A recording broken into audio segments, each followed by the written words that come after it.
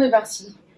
Donc bonjour tout le monde, on se retrouve dans une nouvelle vidéo et aujourd'hui c'est une vidéo interview de la fabuleuse Fanny. Attention. Donc aujourd'hui, on voit c'est en fait Fanny, pour mettre un peu dans le contexte, c'est mon cobaye pendant ma formation. C'est mon premier coaching que j'ai eu à domicile en fait. Sa maman cherchait un coach dans ma salle. Et la personne à qui elle a demandé, en fait, il avait déjà trop de coaching, donc il a dit « Je suis désolée, moi je peux pas prendre ta fille en coaching. Par contre, j'ai une stagiaire qui est là et tout, et elle, peut-être que ça lui fera plaisir, en plus ça lui fera un cobaye. » Donc du coup, on s'est contacté comme ça, en fait, hein. On s'est dit qu'on allait faire une première séance ensemble. Et puis après, finalement, ça s'est bien passé, donc on a continué comme ça pendant... Maintenant, ça va faire 2 ans qu'on se connaît, ouais. Ça va faire 2 ans. Et donc on avait commencé le coaching en 2018 vers juin ou mai-juin. Ouais, mai-juin dans ces eaux-là. Donc ça va faire pile poil 2 ans maintenant qu'on se côtoie. Donc voilà, donc Fanny, je te laisse te présenter plus amplement. Voilà. Ok. Juste parce que tu me comprends. Ah oui, non, tu peux dire que oui, c'est vrai, tu peux. Parce que je sais pas si j'en parle pas. Ah oui, tu peux, totalement, ça fait pas. Tu peux, oui, ça fait partie de toi, hein, carrément. C'est vrai. Donc, moi j'ai 21 ans. Donc, comme on va le dire, donc, je suis non-voyante. Je suis actuellement en fin de licence de psychologie. Normalement, c'est validé. Voilà. Oui. On attend la confirmation. Et donc, l'année prochaine, normalement, master ou autre chose. Je suis pas en master pour l'année prochaine. Parle-nous un petit peu de à quel âge tu as commencé à être non-voyante. Moi, quand je suis née, j'étais malvoyante. Ouais. Pas non-voyante. Du coup, je jouais comme un peu, donc je faisais tout normalement, on va dire. Hein. Bon, après, il y a la scolarité qui est pas évidente toujours, mais je me suis toujours bien débrouillée, on va dire. J'ai eu de la chance pour l'époque où je tombais tout.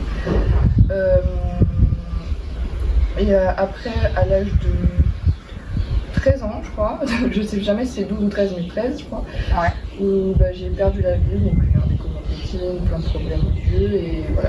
D'accord, qu'à partir de là, tout change. Ouais. Si t'as déjà vu, quand on est déjà avec ce handicap, tu grandis avec, entre guillemets. C'est vrai que le fait de voir quand même un minimum, et puis d'un coup se retrouver non-voyante, ça doit pas être évident, surtout à 12-13 ans. En fait, je pense qu'on n'a pas trop le choix, c'est soit on fait... pas comme si de rien n'était, mais on s'adapte en fait et on prend les choses comme elles viennent, on suit le cours de notre vie, soit on fait plus rien. Ouais, oui. Parce que clairement, c'est ça en fait, il faut changer toutes nos habitudes, puis après, c'est vrai que pour la famille c'est pas facile, donc sinon on se laisse complètement abattre aussi, tous en dépression. C'est pas... Et ça, c'est quelque chose qu'en coaching, plein de fois en fait, c'est vrai que moi j'ai tendance à oublier qu'elle ne voit pas, des fois on rigole avec ça, mais c'est vrai que ça, limite ça se voit pas parce que tu t'en sers pas trop, non, tu t'en sers même pas du tout en fait comme une excuse, à part avec les problèmes d'hypertension, donc ça on en aura peut-être après, mais après c'est vrai qu'il y a des choses à adapter au niveau du sport, mais c'est vrai que c'est pas un truc sur lequel tu te plains ou on sent que que t'as une vie épanouie quoi. Après c'est peut-être aussi grâce à Petite June, mais... Aussi, oui. Je précise, c'est mon chien guide en fait. Voilà. Et après, moi, mon handicap, finalement, comme je l'ai toujours dit, ça fait partie de moi. Alors, sans ça, je serais pas moi, donc ce serait quelqu'un d'autre, et j'aurais sûrement pas ce caractère-là.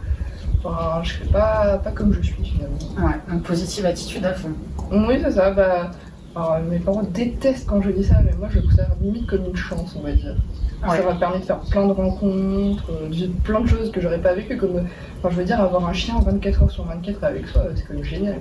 Dans la cour, c'est vraiment, si je voyais, jamais j'aurais pu avoir mon chien tout le temps en cours avec moi. Voilà. Ouais, donc ça t'a quand même amené des choses positives. Ouais, plus de positives que de négatives d'ailleurs. Il y a des choses chiantes, des fois on a envie de faire des choses qui sont plus compliquées, mais en général, toujours faire ce que j'ai envie. Ouais, à savoir que Fanny, du coup, comme c'est devenu une pote, je l'ai déjà emmenée au cheval, elle a fait du cheval et tout. J'ai fait 3 ans d'équitation. Puis après, on a commencé le saut d'obstacle, j'adorais ça. Je suis jamais vraiment tombée. Les peu de fois où je suis tombée, c'était des erreurs bêtes, on va dire, de ma part. Ouais. Et du coup, après, quand j'ai commencé le saut d'obstacle, en fait, les médecins ont commencé à dire à mes parents que si je tombais, c'était dangereux, machin. Ils m'ont fait arrêter. Alors c'était ce que je préférais, finalement. Il faut savoir que j'aime bien tout ce qui est sensation. Oui, c'est vrai. Et après, au niveau du coup, de la perte de poids, parce que à la base, nous, on s'est vu pour ça, en fait. À la base, sa maman donc, m'a contactée parce que elle voulait perdre du poids et se mettre au sport, etc. Toi, ton parcours par rapport au poids et au sport, c'est quoi?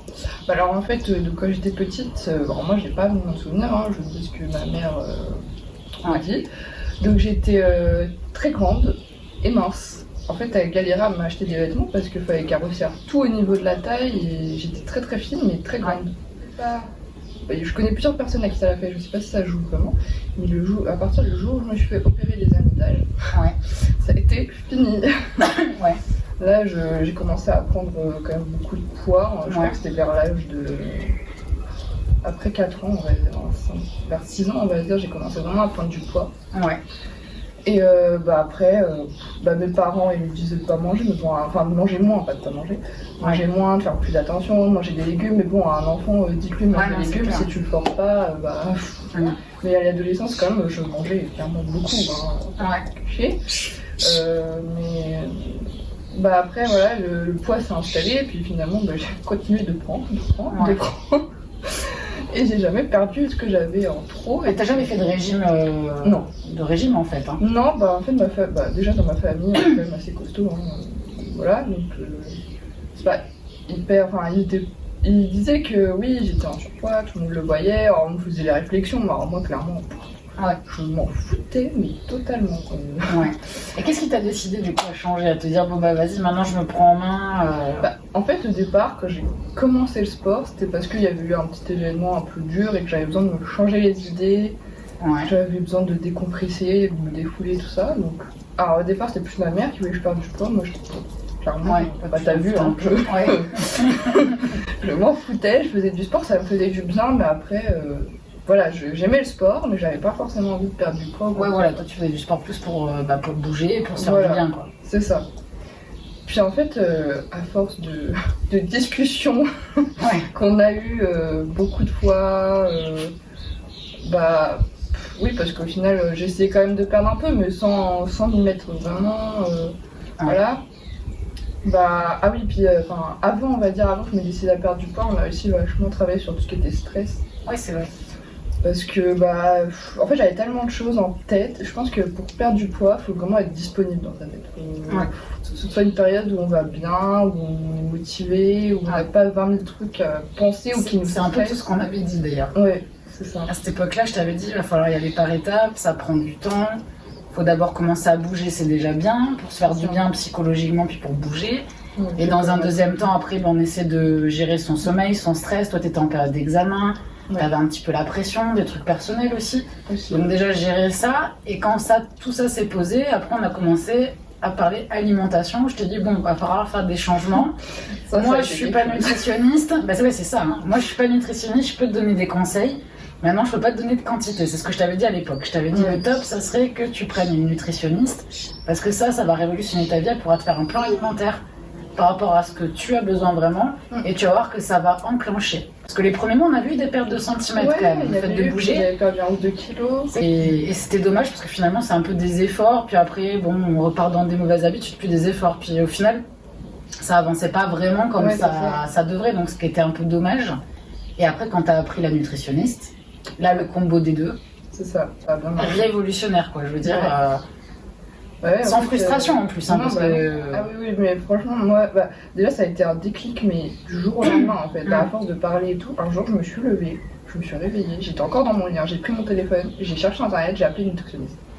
Et on avait commencé à parler alimentation peut-être avant Noël, un petit peu avant, octobre-novembre, par là. Parce que je te disais, c'est bien de faire du sport, mais au bout d'un moment, il va falloir quand même aussi voir l'alimentation, maintenant que tu arrives à gérer ton stress, etc.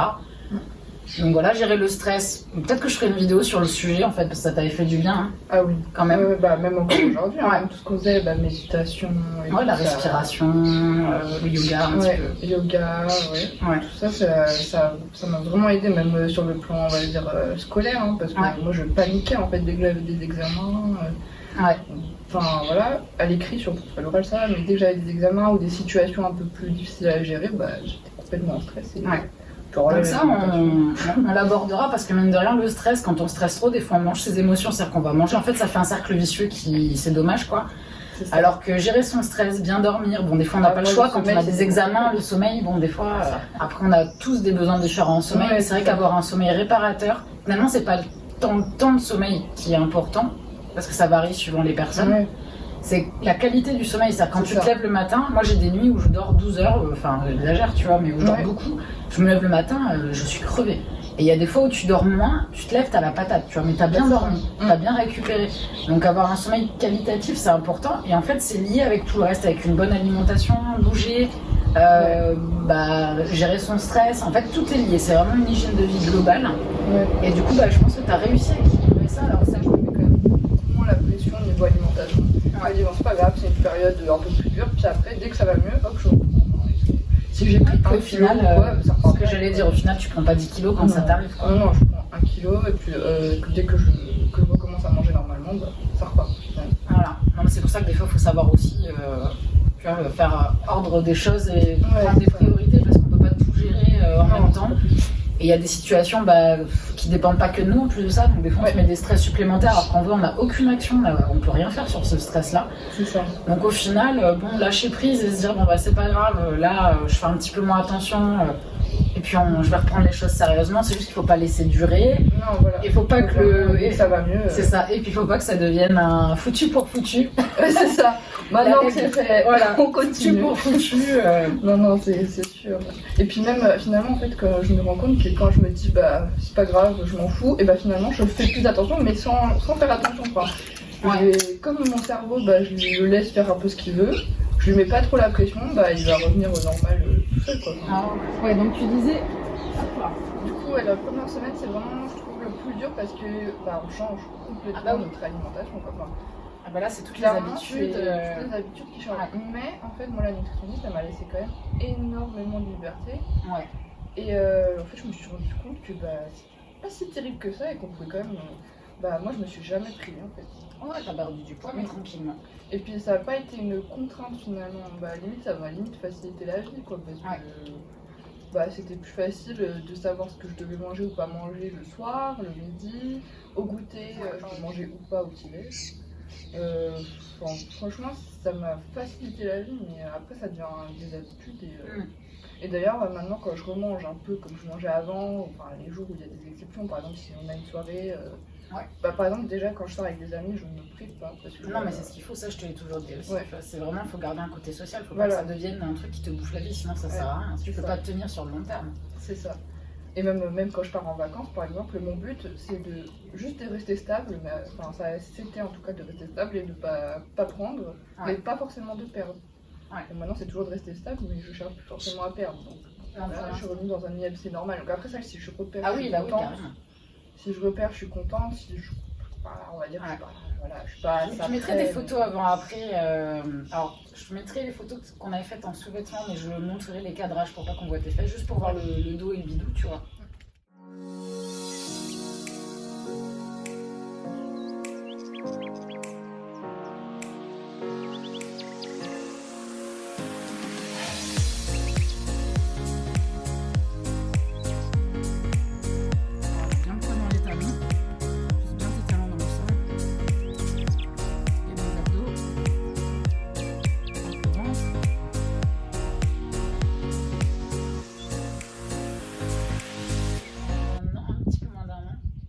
Perdu quand même en un an une quinzaine de kilos. Ouais, c'est ça, 15 kilos. 15 kilos, voilà. Alors certains vont dire en un an c'est long, mais c'est durable parce qu'encore une fois maintenant quand qu'elle part en vacances, qu'elle repart en famille avec des potes etc. Elle est pas en mode il faut tout compter, c'est le stress, je reprends 10 kilos d'un coup, voilà. C'est pas un régime, c'est vraiment une hygiène de vie. Donc forcément ça prend plus de temps, mais d'un autre côté on n'a pas vu de yo-yo en fait en 2 ans. Tu n'as jamais repris 4-5 kilos quoi. Ça a varié 1 kilo, puis tu les as perdus. Au final, t'as jamais remonté et puis devoir redescendre. Ça a fait en fait que stagner, descendre. Et c'est ce qu'on cherche dans une perte de poids. Une perte de poids, c'est pas un trait en fait qui descend en droit. C'est vraiment, suivant les personnes après, ça dépend vraiment des personnes, mais en général, c'est vraiment ça descend, ça remonte un petit peu, ça descend, ça remonte un petit peu, ça stabilise, ça descend. C'est un truc qui est pas qui est pas droit et c'est normal parce qu'en plus pour les filles on a les hormones, il y a plein de choses qui jouent en plus des garçons. C'est ça, puis la diététicienne m'avait expliqué qu'en fait c'est par marche. Ouais, Donc si on stagne pendant 2 semaines, c'est pas grave, la semaine d'après vous pouvez perdre 1 kilo voire 2 quoi. Ouais non c'est ça, le corps en a besoin de toute façon, ça sert à rien de... Faut être patient, une vraie perte de poids réussie c'est vraiment de la patience, y aller progressivement et surtout en fait changer son hygiène de vie. Parce que si vous faites une diète particulière et qu'ensuite, une fois que vous avez atteint votre objectif, vous vous dites, là, je retourne comme avant, je dors pas, je sors, machin, et je mange n'importe quoi, bah en fait vous allez juste revenir au point de départ, voire pire, si vous avez vraiment pas fait attention, si vous avez fait un truc trop restrictif, ce qui est complètement contre-productif. Pourquoi pas manger bien et de temps en temps, c'est là où j'ai moche une grosse gourmande, dans la journée, tu fais ton goûter, tu vas te manger une banane, un cookie, je vois pas où moi, cet après-midi, là, je me suis fait un mini Magnum White. Voilà, là, n'empêche pas, c'est-à-dire tu peux avoir vraiment 80% de ton alimentation qui est saine, et c'est une question de santé, là, c'est même pas une question de goût, c'est une question de santé, on évite l'industriel, etc., pour tous les additifs, les trucs de merde qu'il y a dedans. Mais ça reste quand même quelque chose qui fait partie de notre culture actuelle, c'est-à-dire que même si c'est pas forcément très bon, maintenant qu'on y a goûté, c'est un peu compliqué de se dire il faut plus que j'en mange sans être frustré. Pourquoi pas en manger un petit peu. Et après il y a aussi des aliments qui sont gras, etc., mais qui sont pas forcément industriels ou mauvais, genre le chocolat, etc. Il y en a, ils mangent pas de chocolat pendant 10 ans et après ils mangent une tablette. Moi j'ai besoin de manger chocolat tous les jours. Et pareil, mange ton carreau ou tes carrés de chocolat tous les jours. Si tu en manges 2 par jour, c'est pas ça qui va tuer ta diète. C'est sûr que si tu manges la tablette plus un paquet de gâteaux, oui, il va y avoir un problème. Mais encore une fois, c'est une question d'équilibre. Ça arrive à se faire plaisir, mais sans exagérer, et puis à manger des bonnes choses pour que ton corps soit en forme sur tes autres repas, en fait. Oui, c'est ça. Voilà. Autre question. En fait, tu as répondu à quasiment toutes les questions sans que j'allais poser, donc c'est magnifique. Ah oui, j'avais mis. Est-ce que prendre un coach, ça t'a vraiment aidé? La question. Attention, parce que tu réponds, je suis à côté. Hein. Là, t'as la non, pas du tout. C'était une grosse erreur. Mais réponds sincèrement, est-ce que tu penses que ça t'a vraiment aidé ou qu'au final t'aurais pu arriver pareil? Qu'est-ce que ça a changé? Clairement oui, ça m'a vraiment aidé, parce que toute seule, j'en ai rien foutu. Encore aujourd'hui, quand je suis toute seule, les séances, je les fais. Mais... Oui, parce que maintenant elle a des séances toute seule. Avant elle pouvait pas parce que comme elle voit pas forcément au début c'était compliqué. Ouais. Maintenant qu'elle a gagné en équilibre, en force et tout ça, elle a des séances en plus à faire seule dans la semaine. Ouais. Alors, quelle galère à faire. Quand je découvre, clairement, tu le sais, ça passe à la table totale. Quand je suis en cours, en fait, j'arrive pas à faire 2 choses à la fois. Ouais, après toi c'est encore particulier. Oui. Parce que bon, ils n'ont pas le temps. Toi, c'est vrai qu'avec l'hypertension, les yeux, etc., c'est vrai que ça se comprend. Déjà, quand tu arrives à marcher, sortir et tout ça, c'est déjà bien. Oui, ça, le week-end, même si je suis si j'ai mes cours, le week-end, j'essaie toujours d'aller me balader et tout. Voilà, de bouger un minimum. Oui, c'est ça. En gros, du coup, quand tu es à la maison, c'est que tu as du mal à bouger. Voilà. Oui, quand je suis à la maison, donc je bouge quand même plus, parce que quand j'ai rien à faire, je me dis, allez, bouge-toi les fesses. Ouais, puis sinon, tu as les textos d'Aurore qui te disent. C'est ça. Qui te disent. Tu as une séance à faire pour lundi. Une séance à faire pour lundi, je te le rappelle. On va arrêter de chanter. Donc tu disais. Donc niveau motivation, oui, puis c'est vrai que quand on a quelqu'un qui nous suit, déjà moi j'aime pas me décevoir moi-même et j'aime pas décevoir les autres. Donc clairement on fait plus d'efforts que quand on se dit je vais faire du sport. Moi je sais qu'au lycée, je faisais du sport quand j'ai passé mon bac parce que j'étais très stressée, que ça me faisait beaucoup de bien. Ouais. Je faisais du sport, mais alors, une fois que j'ai passé mon bac, j'ai clairement arrêté quoi. Donc quand on se dit on va faire du sport, on en fait pendant 2-3 semaines et puis on arrête quoi souvent. Donc, et là t'as pas pu arrêter. Non. Non. Mais c'est bien. Et après elle dit qu'elle fait pas de sport pendant les vacances, mais quand même. Elle sort, elle fait du roller, elle va à la piscine. Enfin moi j'appelle ça faire du sport. Hein, parce que quand je lui dis à la limite fais pas de fitness mais bouge. Tu bouges, t'as bougé quand même. T'as pas fait de fitness, mais ça veut pas dire pas faire de sport. Non, je vais marcher dans la mer, j'adore marcher dans la mer, ou même courir quand j'ai Clown avec moi, on court dans la mer. Ouais. Au bord de la mer. Non, parce qu'il faut pas oublier quand même que pareil, c'est la mode du fitness et tout en ce moment. Mais pour perdre du poids, alors c'est sûr que le best du best, c'est de faire de la muscu. Forcément, je vais pas dire l'inverse. Ouais. Mais bouger déjà. Ouais. Avec. Bouger avec. Je crois qu'on a fait le tour en fait. Je crois qu'on a fait le tour. L'alimentation, le mental, le sommeil, le stress, on a tout abordé en fait. Oui, ah oui, et si, bah du coup, en fait, j'ai quand même découvert que j'aimais bien faire du sport. Finalement. Et puis oui, les séances qu'on fait, en 2 ans, je crois qu'on n'a jamais fait une seule fois la même séance en fait. Oui, C'est ça aussi qui est ouais. bien avec quand on a un coach, c'est que c'est varié. Ouais. Puis t'as quand même du matériel que moi toute seule j'avais pas. Ça permet de faire beaucoup de choses. Moi quand je fais les séances toute seule, c'est souvent répétitif quoi. Moi je dirais les points positifs parce que tu as été quand même un cobaye, faut être honnête. Déjà d'une parce que elle est non-voyante. Donc mine de rien, un coaching non-voyante, c'est une expérience quand même qui est, je pense, pour la plupart des coachs assez unique à vivre parce que normalement il y a des formations qui sont, qui sont faites pour encadrer les personnes handicapées. Donc j'ai de la chance d'avoir pu travailler avec toi en fait, déjà. En plus de ça, j'étais en pleine formation, donc ça me faisait travailler sur la perte de poids, mais aussi sur tout le reste en fait. Tu as été un cobaye, c'est une super expérience.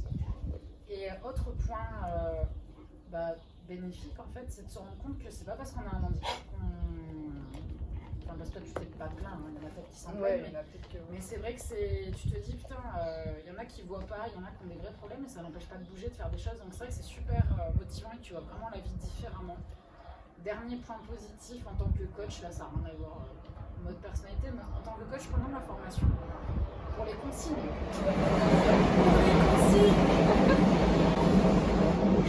Pour donner les consignes. Pendant la formation, quand tu fais des cours collectifs, on te demande de donner des consignes de positionnement, de réalisation, de plein de choses.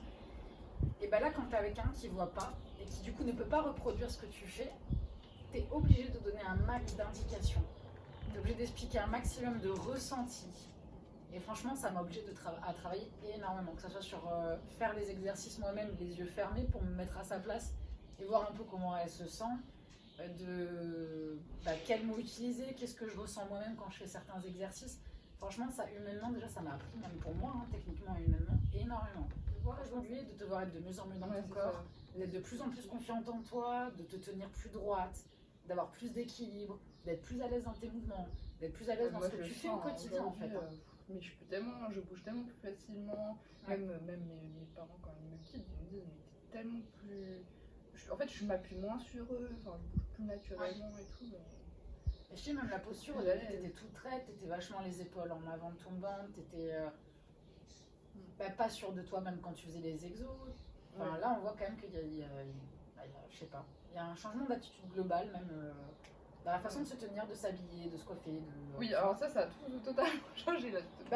Mais on voit que ça a une crise de confiance en soi, tu vois, et pourtant pas forcément visuel, vu que toi tu ne te vois pas quelque part. Donc tu vois, c'est un peu le truc intéressant de cette interview, c'est pas juste la perte du poids, c'est aussi les autres choses que ça apporte en fait, d'être bien dans sa peau, d'être en meilleure santé, parce que t'étais pas non plus en méga surpoids, mais t'étais quand même en surpoids. Oui, voilà, même au niveau du souffle, je le sens, clairement.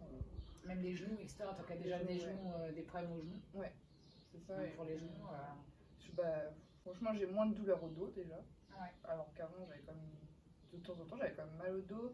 Je sais que quand j'écrivais, même en braille, j'étais toujours penchée et tout. Maintenant, j'ai même des copines qui me disent mais tu te tiens super droite. Oui, on a travaillé tout ce qui est posture, le dos, les abdos. Donc c'est vrai que ça joue. Forcément, ça se ressent. Pour les douleurs de dos et pour le reste. Et ça vient pas forcément de la perte de poids d'ailleurs, ça vient vraiment du fait de faire du sport, quoi. Oui, c'est ça. En général. Donc comme quoi le sport ça fait du bien, et le sport on n'est pas obligé d'en faire que pour perdre du poids. C'est une aide, mais c'est aussi pour le côté mental de. Le côté on parle pas assez de ça, tu vois, on parle de genre je vais faire ma séance de sport pour compenser mon excès. Non, en vrai il faudrait. Là par exemple pour le confinement, là quand on a pu reprendre les coachings, déjà qu'en plus avant on pouvait pas parce que j'avais des stages et tout, j'avais plus vraiment le temps. Et là quand on a pu reprendre, mais ça fait un bien fou. Alors même si je faisais du sport à côté, ça me fait quand même du bien, mais c'est vrai que c'est différent.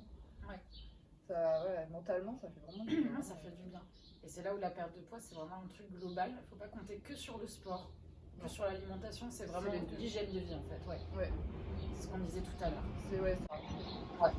Donc si on devait faire un récapitulatif des conseils, des petits tips pour perdre du poids, ça serait se mettre au sport.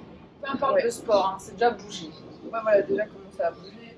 Pas rester dans son canapé le week-end par exemple. Moi aller se promener, moi maintenant, même s'il pleut, s'il pleut, je prends un parapluie, je sors. C'est ça, bouger. Déjà rien que le fait de bouger, ça va aider. Ah oui, et aussi un autre truc Ouais. que j'ai pas pensé, mais finalement, en fait, changer des petites habitudes qu'on a au quotidien. Moi, je me suis mis à prendre les escaliers au moins une fois par jour au lieu de prendre l'ascenseur. Ouais. Et Ça aussi, c'était des petits tips. Ouais. C'est bien, hein, tu vas écouter les conseils. Et n'empêche, ça change la vie. Hein. C'est Ah des bah petits trucs qui paraissent rien, mais en fait, mis à bout, Ouais, c'est ça. ça change tout. Le Ça change stress. beaucoup de choses. Le stress. Ouais, gérer son stress. Gérer son stress. Ça va avoir un impact aussi sur le corps, surtout pour les femmes. Ouais. Les hommes aussi, mais les femmes, on est déjà sujettes à des variations d'hormones. Donc si en plus on y rajoute du stress, ça fait doublement variation d'hormones. Donc le stress, bien dormir, bien s'hydrater. On n'a pas parlé de l'hydratation, mais l'hydratation Ouais. super important. Bien s'hydrater, bien manger. Ben voilà quoi. Et après en général, Faut être bien, en fait. bah ouais, après normalement Parce t'es qu'on bien a- dans ta peau, On a t'es tous bien dans des ta vie. problèmes, hein, mais finalement, en fait, on Ouais. vit mieux après. Ah, on les vit mieux parce qu'on est dans meilleure santé en fait. Donc on est Ouais, plus c'est prêt ça. à les affronter. C'est ça, puis après, tu t'apprends à lâcher prise aussi sur certaines choses, et à te dire, bah, écoute, on verra bien, et voilà, pas être hyper stressé tout le temps. Bon, je dis pas que je suis jamais stressée maintenant, je suis stressée, mais je le gère mieux. C'est ce que je disais tout à l'heure. Franchement, une fois qu'on a commencé, après tout s'enchaîne. Ouais. Mais il faut être Il faut s'y prêt à commencer, et vraiment, voilà, dans un, faut être dans un moment un dans bon sa état vie où d'esprit. ça va. Voilà. Ouais. Si vous avez plein de problèmes à côté, réglez d'abord. Ouais, il faut d'abord régler les problèmes, ouais. C'est clair. Et après, quand ça va mieux, bah, on s'y met et on lâche plus, parce que même après, s'il y a d'autres problèmes, bah, finalement, c'est dans notre routine. Donc, Ouais, exactement. Exactement. Après, c'est l'habitude. c'est ça. Puis on peut plus s'en passer finalement. Que ce soit C'est du vrai. sport ou d'une bonne alimentation. Bah, comme tu disais, après, on s'en rend compte qu'on est mieux, donc forcément. Ah oui. Et puis même au niveau de la digestion, hein. Ça change tout. La digestion. Ça aussi, je ferai une vidéo sur la digestion, normalement avec une naturopathe. Ouais. La Bah, moi, je digestion. mange plus de légumes, mais j'ai tellement moins mal au ventre le soir, je me sens tellement plus légère quand je vais me coucher. Puis j'ai Ouais. faim le matin, avant j'avais pas faim le matin. Ouais. Bon, bah, sur ces bonnes paroles, t'as encore un truc à dire avant de finir, de Non. clôturer? Non, je pense que ça va C'est être bon, assez ça long. sera assez long. Attends, je ferai des coupures en montage. Hein. Ouais. Bah, merci pour le témoignage. Bah, pas de soucis. Et puis, bah, j'espère que la vidéo vous a plu. Vous pouvez laisser des questions dans les commentaires. On y répondra, ou Fanny y répondra Ouais, y aussi. a pas de soucis. Avec grand plaisir. Si vous avez des questions par rapport au handicap, etc. Ah oui, aussi. moi hein, je réponds à tout. Hein. voilà, Fanny répondra également aux questions s'il y a besoin qu'elle y réponde. Et puis, bah, portez-vous bien, prenez soin de vous et à la prochaine. Tchuss. On a la vie. Ouais, on a la vie en fou. C'est la totale. On va le mettre dans le bêtisier. Tu sais. On peut pas parler. Laissez-nous faire notre temps. Je transpire les fesses. Jaune. On va faire une chanson. C'est ça. Dès qu'il y aura le train, on va chanter le single.